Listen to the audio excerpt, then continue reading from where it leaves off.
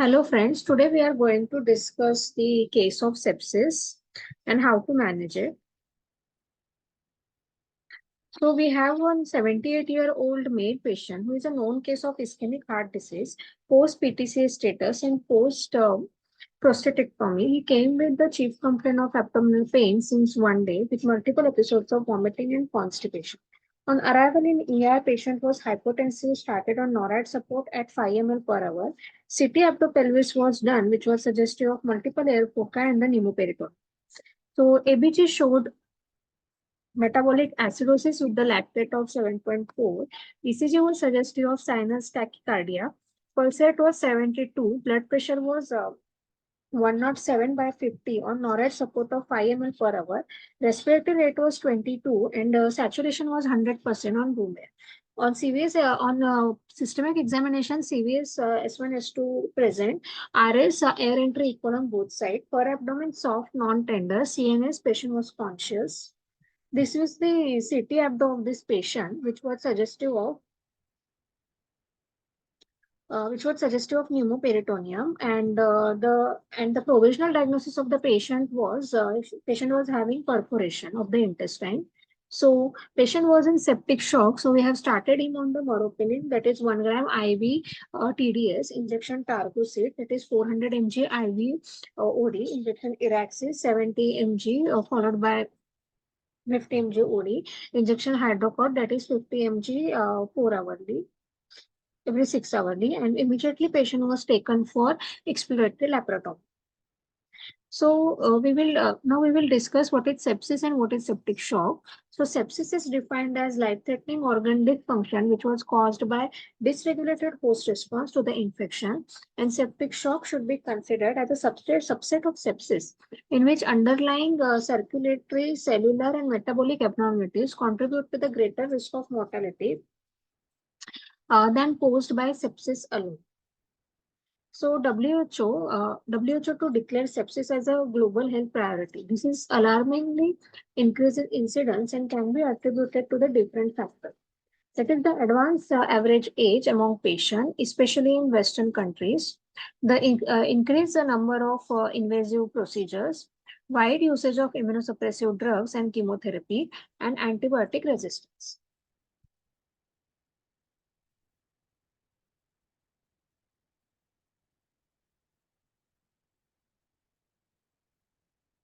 So the frequency of identifiable microorganism in sepsis and septic shock has varied over time, with current preponderance of gram-positive bacteria and increased clinical and epidemiological significance of fungal sepsis.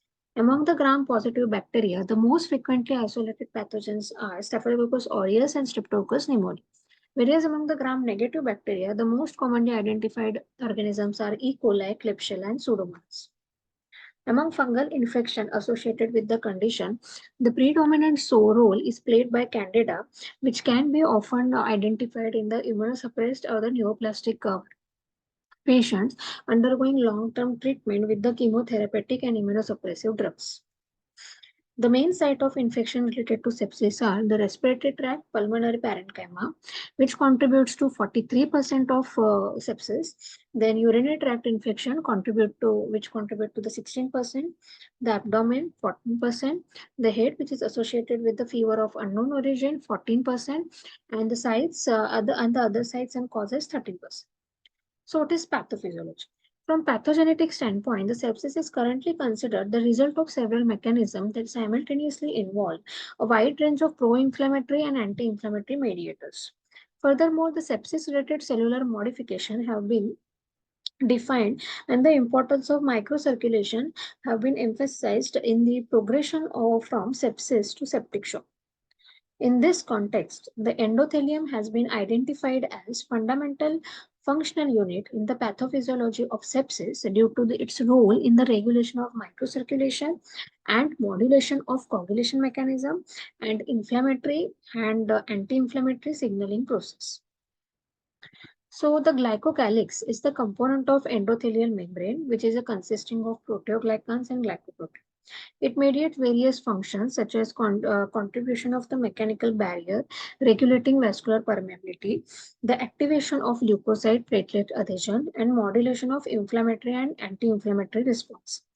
So once this glycocalyx is damaged, then due to changes in the glycocalyx morphofunctional integrity, which is also known as glycocalyx shedding, it occurs due to oxidizing agent, cytokines, endotoxins, and bacterial endotoxin. This event leads to leukocyte diapetesis, increased vascular permeability with the production of edema, which raise interstitial pressure and worsen the tissue perfusion. So in 2021 guidelines, we discourage the use of QSOFA as a sole screening tool, recommending the use of National Early Warning Score and Systemic Inflammatory Syndrome score instead of QSOFA due to their better sensitivity in predicting patients' outcome. Now how are we supposed to diagnose this sepsis? So the diagnosis of sepsis is confirmed in the case of SOFA score, which is if SOFA score is more than 2, then we can say the patient is in sepsis. So this is the definition of the sepsis. SOFA is useful in identifying the sepsis. Now, how we will identify the septic shock? The septic shock is defined by the need of vasopressor to maintain the patient's mean arterial pressure of 65 mmHg and serum lactate levels of more than 2. So this is the evaluation of definition of sepsis and septic shock. So we will see the latest definition of sepsis and septic shock, which was defined in 2016. So according to this, the sepsis was defined as life-threatening organ dysfunction caused by dysregulated host response to the infection. And in this, which is defined as SOFA score of more than or equal to. Septic shock is defined as a subset of sepsis with profound circulatory, cellular, and metabolic abnormality with high mortality, vasopressor requirement to maintain the mean arterial pressure of more than or equal to 65 mmHg and serum lactate level of more than 2 in the absence of hypovolemia. Now, the role of antimicrobials. Antimicrobial therapy is the first pillar of sepsis and septic shock treatment. The administration of prompt empirical antimicrobial therapy at the time of sepsis identification and after the collection of appropriate cultures is the crucial step in the pharmacological management. Microbiological samples should be assessed as soon as possible on admission to ED, and it includes the blood, fluid, or tissue from other sites deemed proper based on the clinical evaluation. For example, urine and cerebrospinal fluid. Indeed, particularly in case of septic shock, every hour of delay is associated with significant increase in mortality. Now about antibiotic timing. In 2021, Surviving Sepsis Campaign guideline recommended the administration of antibiotic therapy as soon as possible, ideally within 1 hour for patient with the septic shock or high likelihood of sepsis. However, in the absence of septic shock and in the probability as the probability of sepsis gets lower, the guideline recommended further workup, ideally within first 3 hours before deciding if antibiotic therapy is required or not. So still, despite the low quality of evidence, the 2021 Surviving Sepsis guideline uh, maintain the strong recommendation to administer antibiotic therapy within 1 hour in potential septic shock patient due to overall high risk of death and the association of the poor outcome with delayed antibiotic therapy in this population. These recommendations are very similar for resource limited countries, although limited data exists. A prospective multicenter cohort published in 2022, including around 3,000 patients, showed increased mortality risk for every 1 hour of antibiotic delay in patient with septic shock, but not in patient without shock. Choice of empirical antibiotic therapy based on clinical and epidemiological, for example, site of infection, previous antibiotic use, immunosuppression, risk factor for resistant organism, and epidemiological criteria is fundamental. Initially, regarding septic shock, multi-drug antimicrobial regimen with wide spectrum of activity should be used. For example, carbapenem and gram-negative antimicrobial with the dual coverage. Dual coverage for gram-negative organism might be appropriate in case of high suspicion for multi-drug resistance organism. For example, Pseudomonas aeruginosa and Acinetobacter baumannii. Dual coverage for gram-positive organism and MRSA should be considered for patients with a high risk of infection due to these pathogens. Since efficacy depends upon the peak of antimicrobic blood level and length of time during which this level remain above the minimum inhibitory concentration for identified pathogen, appropriate drug dosing is crucial.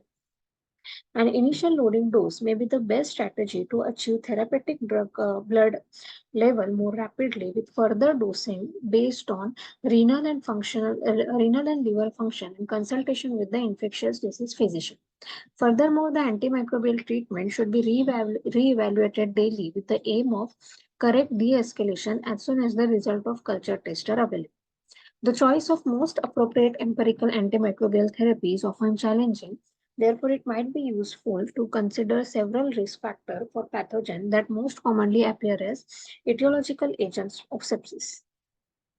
However, the urgent need to establish antimicrobial treatment should be carefully pondered in terms of potential harm related to drugs administered to patients without infection. Different studies have proposed the comparison between 1 hour versus 3 hour bundle with respect to antimicrobial administration. So current guideline propose the administration of antimicrobial immediately, ideally within 1 hour. In patient for whom sepsis is highly suspected with or without shock, or when sepsis is possible and shock is detected. In case of low to moderate risk of sepsis without sign of shock, the administration of antimicrobial is recommended within 3 hours if concern for infection persists and after performing an assessment of infectious versus non-infectious causes. So the main risk, now we'll see the main risk factor for multi-drug resistant pathogen. Now MRSA, now when we can say there is a risk for MRSA, so previous infection or colonization by MRSA in last 12 months, hemodialysis or peritoneal dialysis, presence of central venous catheter or intravascular devices, administration of multiple antibiotics in last 30 days, immunodepression, immunosuppressor treatment, rheumatoid arthritis, drug addiction, patient coming from long-term care facilities or who have undergone hospital stay in last 12 months, close contact with the patient colonized by MRSA. Now, now the risk factors for ESBL is previous infection or colonization with ESBL in last 12 months, prolonged hospitalization, presence of permanent urinary catheter, administration of multiple antibiotic in last 30 days, patient with the percutaneous endoscopic gastrotomy. Now we will see the risk factor for Pseudomonas aeruginosa. Number one risk factor is previous infection or colonization with Pseudomonas aeruginosa in last 12 months, administration of multiple antibiotic in last 30 days, particularly cephalosporins or fluoroquinolones, pulmonary anatomic abnormalities with a recurrent infection, for example, bronchiectasis, elderly patient more than 80 years, scarce glycemic control in diabetic subjects, presence of permanent urinary catheter, prolonged steroid use of more than 6 weeks, neutropenic fever, and cystic fibrosis. Now, the risk factor for candida is immunodepression, presence of central venous catheter or intravascular device, patient in the total parenteral nutrition, prolonged hospitalization that is of more than 10 days, particularly in ICU, recent surgery, particularly abdominal surgery, then prolonged wide range antibiotic administration, previous necrotizing pancreatitis, recent fungal infection, and colonization. Now, regarding antifungal coverage, in 2021 surviving sepsis guidelines only suggest antifungal coverage in patient at risk of fungal infection compared to recommend in 2016 guidelines.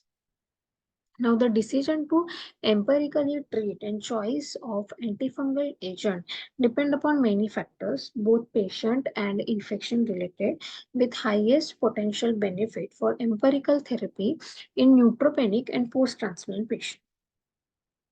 So we'll see the recommendation of antibiotics according to site.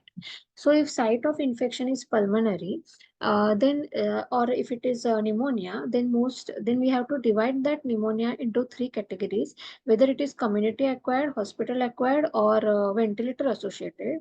If it is community acquired pneumonia, then simply first choice of antibiotic will be amoxicillin clavulanic acid with azithromycin, the 500 mg, or instead of azithromycin, we can also prescribe clarithromycin. The second choice of antibiotic would be levofloxacin. If patient is allergic to penicillin, then also we can use levofloxacin. And if the patient is at high risk of ESBL infection, then we can start with piperacillin tazobactam. Now here we have to use the high dose of piperacillin, since the ESBLs are commonly resistant to piperacillin tazobactam. That is 9 gram loading dose followed by 18 gram. Then levofloxacin 750 mg, or we can also use meropenem. Now if it is a risk, if the patient has a risk factor for MRSA, then we can use levofloxacin, that is 750 mg, plus linezolid or vancomycin. Linezolid 600 mg BD, or vancomycin 25 to 30 mg per kg loading dose, then 20 mg per kg BD. If it is hospital acquired pneumonia, then our first choice will be piperacillin tazobactam or cefepime, or plus cefepime plus linezolid. Second choice will be levofloxacin plus linezolid. And if it is allergic to penicillin, then we can use levofloxacin and linezolid. And if he has a risk factor for ESBL, then we can use the piperacillin and or meropenem. If there is a risk factor for MRSA, then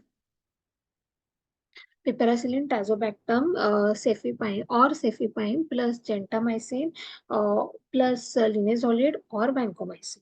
If the patient has VAP, that is ventilator associated pneumonia, then we can use the piperacillin or cefepime or linezolid.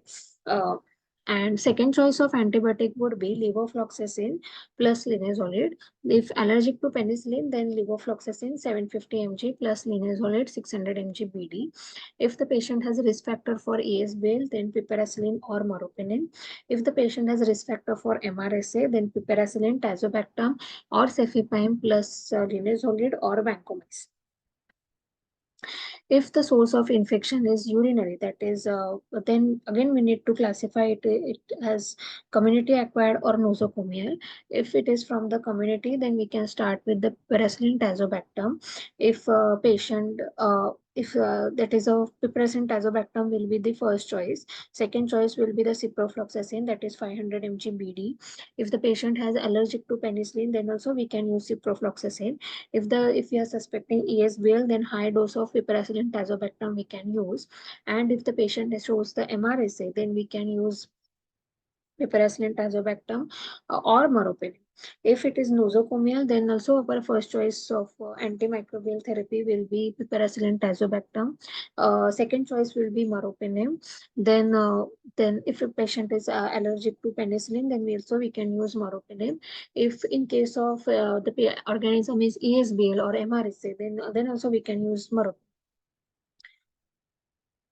If the source of suspected infection is abdomen, then again we need to see whether it is from community or from hospital. If it is a community acquired, then we can use amoxicillin clavulanic 2.2 gram every TID, or ceftriaxone 2 gram plus metrozil, or if that will be the first choice. Second choice will be piperacillin tazobactam. Along with piperacillin tazobactam, no need to give metrozil coverage, because piperacillin tazobactam is already has already good cover for the anaerobes. And if the patient is allergic to penicillin, then we can start the combination of ciprofloxacin plus metronidazole. And if there is a risk factor for ESBL, then directly start with meropenem, because ESBLs are commonly resistant to piperacillin tazobactam also.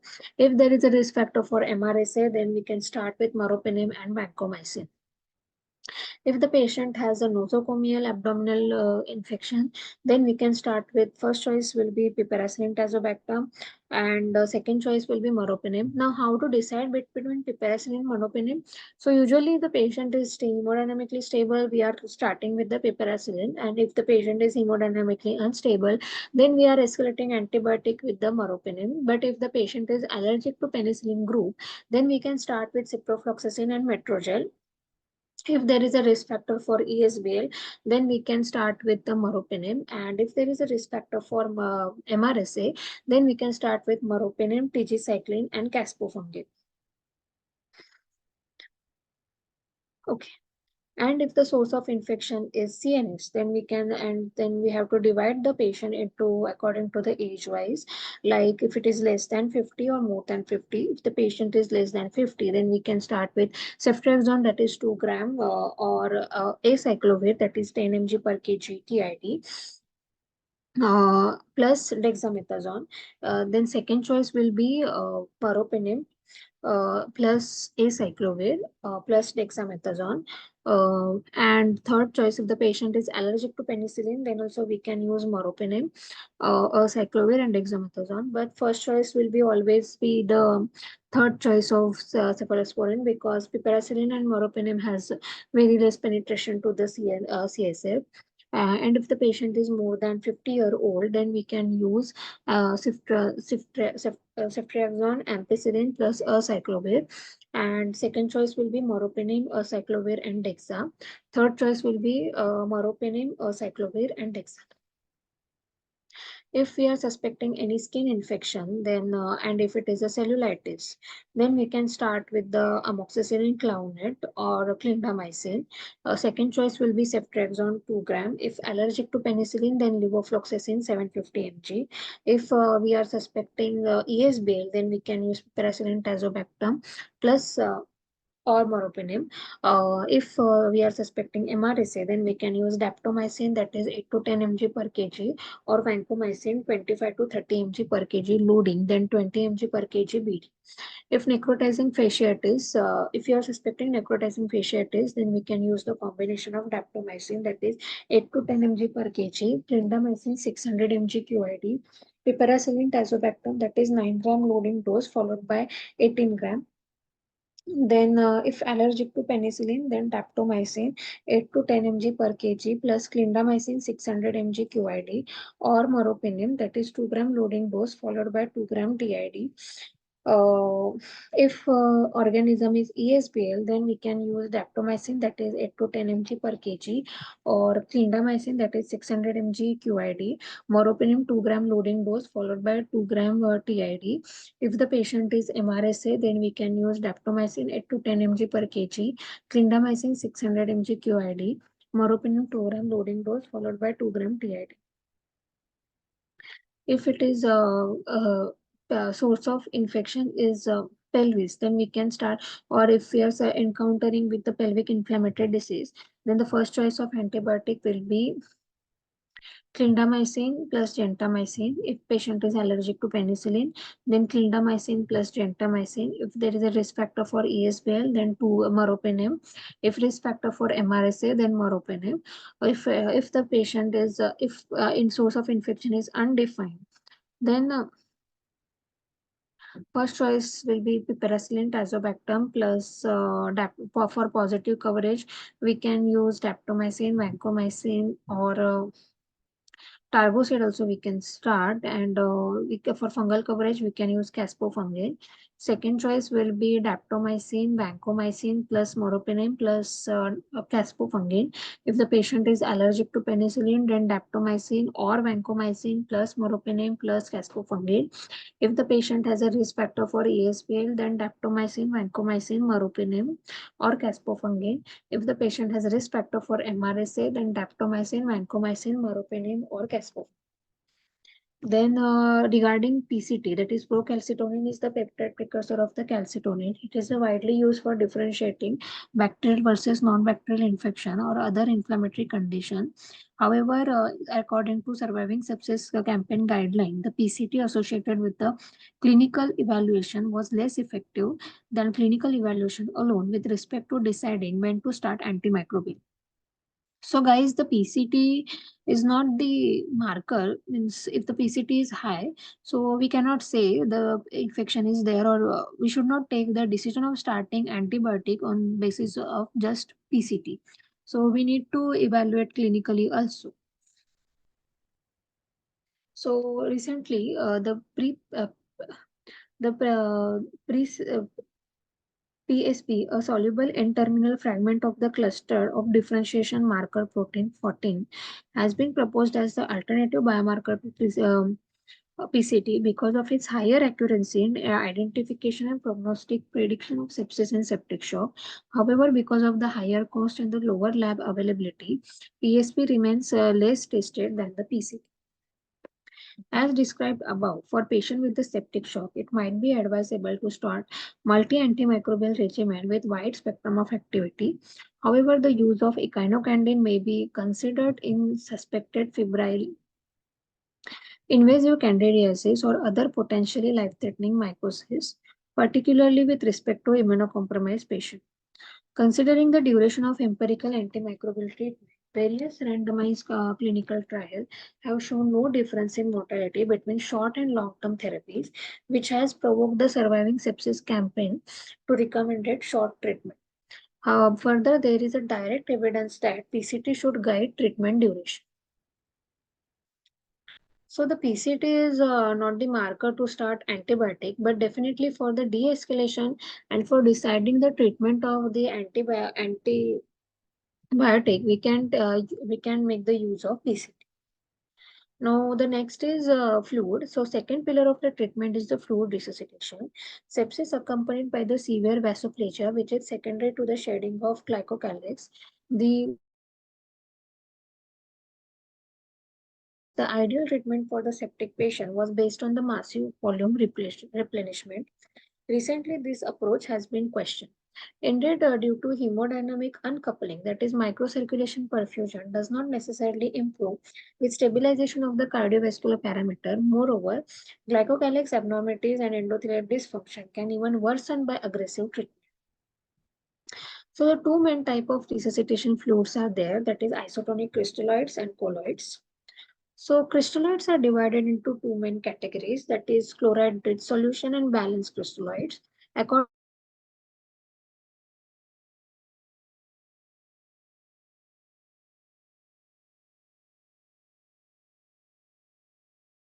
resuscitation of septic patient is preferable for two reasons. They have electrolytic composition closer to that of the plasma. And chloride-rich solution are associated with high risk of hyperchloremic acidosis. That's why the crystalloids are preferable. So the colloids, in past, the fluid of choice was colloids. That is a hydroxyethyl starch, gelatin, and dextrin, as high weight molecules were thought to reduce the extravascular leakage and increase the long term intravascular volume. However, since the integrity of the glycocalyx is altered in septic patients, the actual intravascular volume of this fluid is apparently less than the expected. However, no data have consistently demonstrated the superiority of the colloid over crystalloid with respect to reducing mortality for sepsis. So different studies have highlighted the increasing risk of tubular necrosis and AKI after treatment with the colloids. So the next fluid is albumin. The use of albumin in sepsis treatment has largely been debated. Despite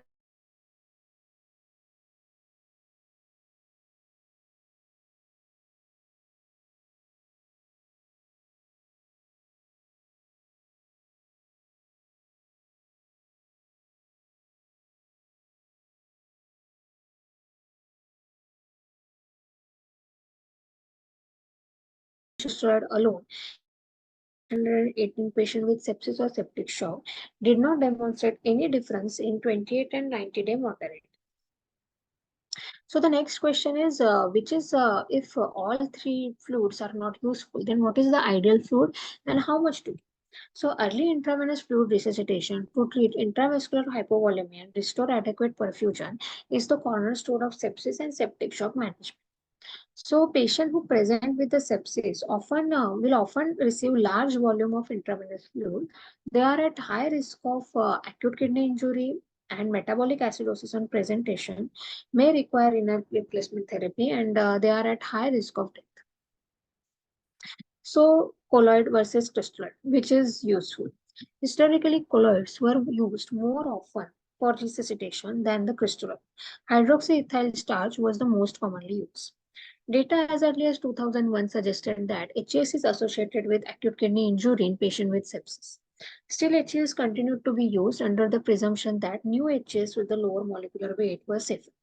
So in 2012, large randomized controlled trial comparing HAS versus ringer lactate showed that patients with the severe sepsis resuscitated with the HAS were at higher risk of death at day 90 and more likely to receive renal replacement therapy. So the crystalloid versus hydroxyethyl starch, that is CHEST trial, was also published in the same year, showing no difference in mortality but higher rate of renal replacement therapy in meta-analysis followed and showed that increased risk of adverse event, blood transfusion, acute renal failure, and potential increase in mortality with HAS compared to crystalloid or albumin, making the marking the end of HAS era in sepsis. So the additional trial, that is crystal trial, which compared the colloid and crystalloid for resuscitation of the critically ill patient, and it was published in 2013, found no difference in 28-day mortality between mixed group of colloids, that is gelatin, dextran, hydroxyethyl starch, or 4% or 20% albumin, and crystalloids in patient with hypovolemic and septic shock. However, in this study, the colloid demonstrated a benefit in mechanical ventilation, duration, vasopressor use, and 90-day mortality with no increase in renal replacement therapy.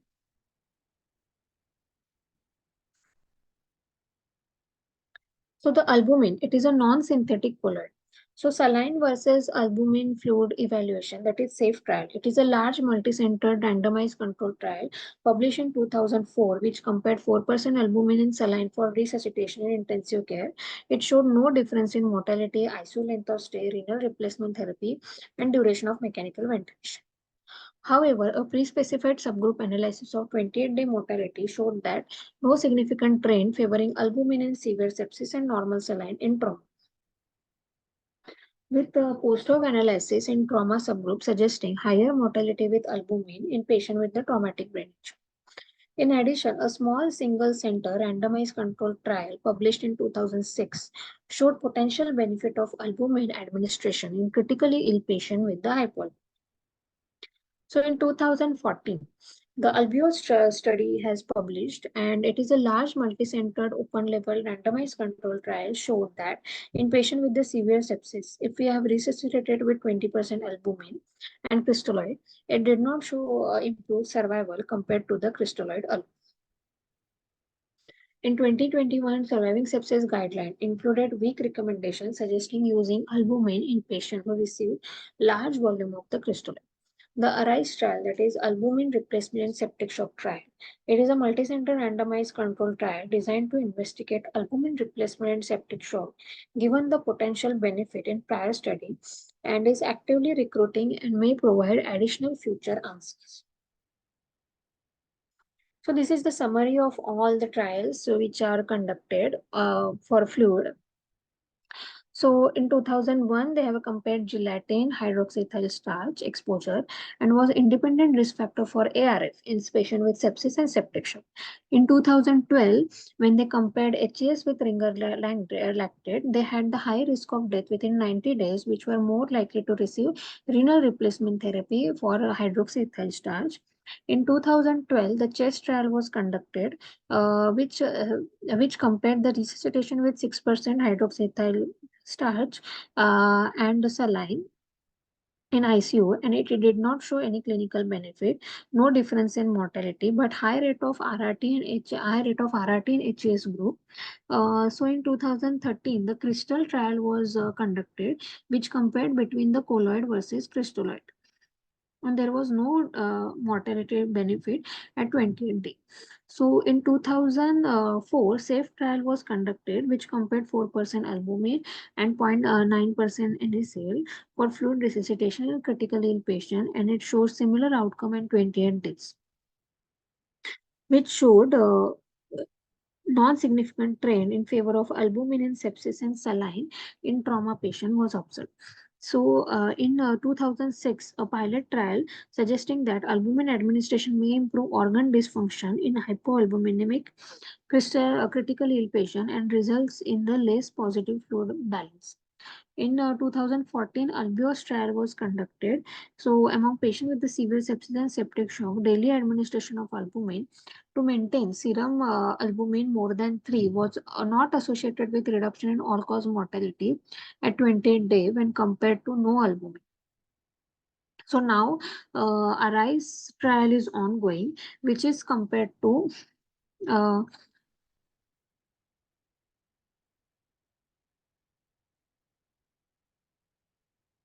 Hmm. So, which is ARISE trial is ongoing, which is comparing the albumin replacement therapy in septic shock to investigate whether albumin replacement and maintenance of its serum level of more than 3 gram per dl for 28 days, whether it has any role in improving survival in septic patient with septic shock or not. Now the next question is once we have decided which fluid we are going to give. Now the next question is how much fluid we are supposed to give. So the total amount of fluid that should be administered in the septic patient for proper resuscitation is still debated. Surviving sepsis campaign suggests that treating septic patient with at least 30 ml per kg of intravenous crystalloid within the first 3 hours. This volume has been strongly debated in the last year, for which the common conclusion was to perform an individualized treatment towards glycocalyx resuscitation according to the fluid tolerance and the fluid unresponsiveness. So fluid tolerance can be expressed as the degree to which the patient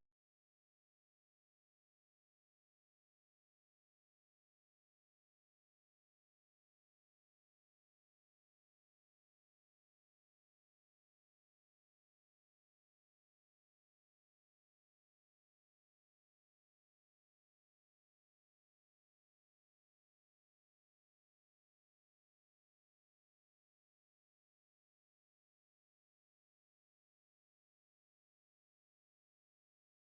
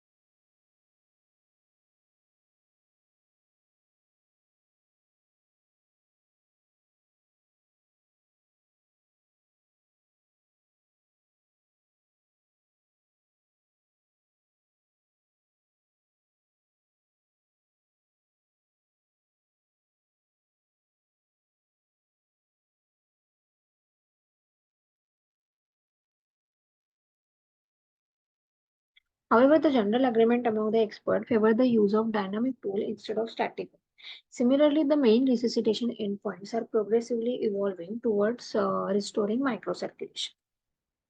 In 2018, the Perner et al. Proposed an individualized fluid treatment based on the repeated boluses of 250 to 500 ml of crystalloid with continuous monitoring of the fluid responsiveness and early administration of the vasopressor if circulation fails to improve. However, a recent RCT demonstrated that restrictive versus liberal fluid strategies did not significantly differ in terms of 90-day mortality among patients with sepsis-induced hypotension. Surviving sepsis campaign drop static measures like CVP as a guidance for fluid resuscitation and suggest a dynamic over static variable to predict fluid responsiveness, though it has a very weak recommendation. Now, the liberal versus restrictive fluid strategy. Liberal versus restrictive fluid strategies, the 2021 surviving sepsis guideline acknowledged the lack of good data to recommend using restrictive versus liberal fluid strategy after initial fluid bolus is given. In 2021, conservative versus liberal approach to the fluid therapy in septic shock trial was published, showing no difference in 90-day mortality or secondary outcome between the restrictive or standard fluid therapy. So more recently and anticipated, Clover trial was published. The study showed no difference in primary outcome or any secondary outcome, including new invasive mechanical ventilation or RRT initiation. The difference in IV fluid administration in first 24 hours was 2.1 liter, although Clover did not demonstrate superiority of the restrictive fluid approach and it showed non-inferiority. So these are the summary of the various trials. So in 2012, there was an implementation of chloride restrictive strategy in tertiary ICU, and it was associated with the significant decrease in incidence of AKI and the use of RRT. Then in 2017, the SALT trial was published. It is a pilot clustered randomized multiple crossover trial preceding SMART trial, which was comparing the saline to balanced crystalloid solution in ICU, which makes no difference in 30-day mortality. Then in 2021, basic trial was published, which showed no difference in 90-day mortality between the resuscitation with balanced crystalloid compared to the 0.9% sodium crystalloid in critically ill patient, and there was no difference in AKI and RRT rate. In 2015, split trial was published, which receives the crystalloid fluid therapy in ICU and the use of the buffered crystalloid compared to the 0.9% sodium chloride, and it did not show, it did not reduce the risk of AKI, RRT, and hospital mortality. Then the SMART trial published, which was the pragmatic cluster randomized multiple crossover trial in the favor of resuscitation of intravenous balanced crystalloid compared to normal saline, which was 30-day mortality was lower in the balanced crystalloid group. Then a plus trial, which compared the plasma light versus saline in critical ill patient and did not show reduced 90-day all-cause mortality and risk of AKI and RRT. Now, early goal-directed therapy. In 1995, multicenter randomized trial by Gattonini et al. Looking into goal-oriented hemodynamic therapy in critically ill patients failed to show reduction in mortality using intravenous fluid resuscitation, blood transfusion, and inotropic agent to aim for supranormal cardiac index or mixed or normal mixed venous oxygen saturation. In landmark trial published in 2001, River et al. Hypothesized that benefit might be seen if these interventions were implemented earlier and resuscitation endpoint were achieved sooner in patients with severe sepsis and septic shock. Patient randomized to receive 6 hours of early goal-directed therapy in emergency department had significantly lower mortality compared to standard group. This striking reduction in mortality led to the quick adoption of early goal-directed therapy as a standard of care and its incorporation into surviving sepsis campaign guideline in 2004. However, several of these intervention and resuscitation endpoints did not stand the test of time and have been challenged over years, showed no benefit, increased use of healthcare resources, and even potential harm. So between 2014 and 2015, three large multi-center randomized control trial, that is Process, Arise, Promise, showed that hemodynamic management according to early goal-directed therapy protocol did not lead to improvement in outcome compared to usual care. This was confirmed in PRISM, a meta-analysis of individual data of three multi-center trials, that is Process, Arise and Promise, which was published in 2017. Early goal-directed and surviving sepsis campaign effort had likely contributed to prioritizing, identifying, and treating septic patients in emergency department and improving usual care. However, early goal-directed therapy as a protocolized care targeting CVP and SVO2 goal in all patients with septic shock has no benefit. So in 2012, surviving sepsis guideline bundle was revised and split into four items which need to be completed within 3 hours. That is measurement of lactate, obtain blood culture, starting broad spectrum antibiotics and administering 30 ml per kg of fluid. Then the goals that we need to complete it within the 6 hours, that is applying the vasopressor for hypotension that does not respond to initial fluid resuscitation to maintain MAP of 65, major CVP and SVO2 if persistent arterial hypotension, post fluid resuscitation or initial lactate of 4, remeasure lactate if initial lactates were elevated. Reviewing data reported to New York State Department of Healthcare between 2014 to 2016 showed that any delay in completion of 3-hour bundle was associated with higher in-hospital mortality in patients with sepsis septic shock. This increase in mortality was driven by a delay in administration of the antibiotic and not delay in the fluid resuscitation. In 2018, editorial intended to update of surviving sepsis campaign bundle, Levy et al. Proposed using a 1-hour bundle to replace 3-hour and 6-hour bundle. In the absence of strong evidence for benefit, the adoption of 1-hour bundle carries the risk of unnecessarily large volume of fluid resuscitation and broad spectrum antibiotic administration, which may cause significant burden on emergency department that may potentially affect non-sepsis patient due to resource diversion.